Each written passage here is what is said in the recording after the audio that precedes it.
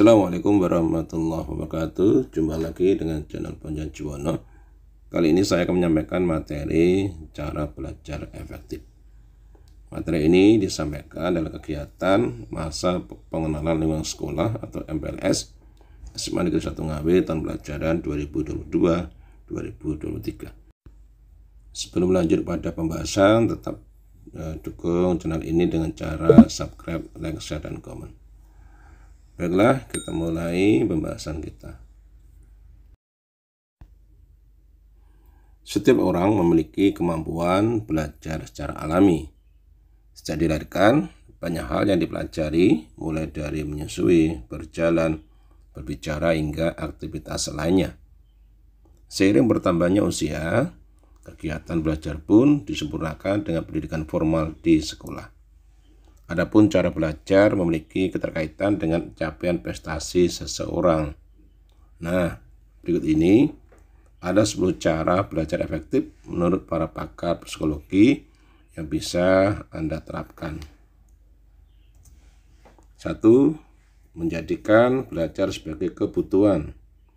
Kebutuhan merupakan suatu hal yang harus dipenuhi agar bisa bertahan hidup.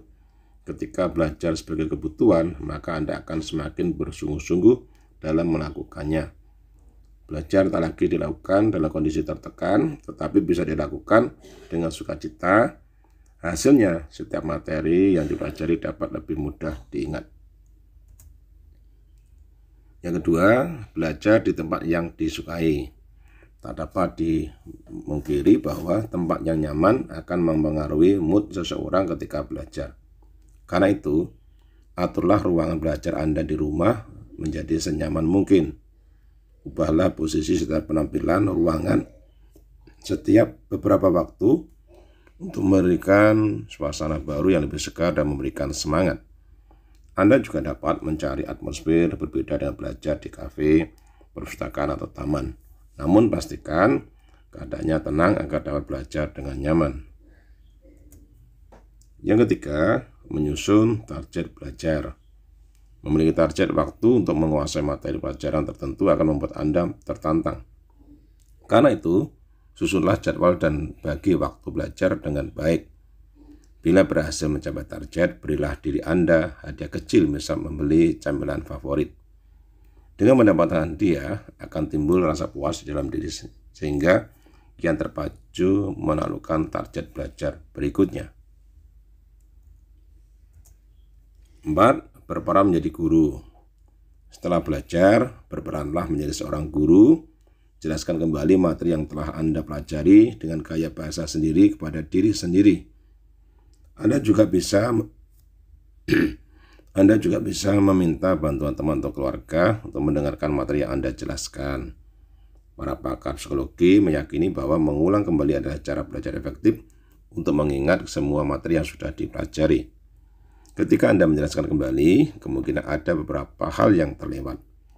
Namun justru inilah yang bisa menjadi patokan untuk Anda mengulang kembali bagian tersebut. 5. Buat latihan ujian. Sebelum menghadapi ujian, sebenarnya Anda bisa berlatih untuk menjawab soal-soal ujian secara mandiri. Hal ini juga dapat mempersiapkan mental Anda sebelum nantinya berhadapan dengan soal-soal ujian yang diberikan. Cara ini merupakan salah satu variasi untuk mencegah kejenuhan karena harus terus-menerus membaca materi pelajaran. Setelah menyelesaikan ujian mandiri tersebut, jangan lupa periksa jawabannya. Dengan demikian, Anda akan tahu mana hal yang harus diperbaiki. 6. Berikan jeda.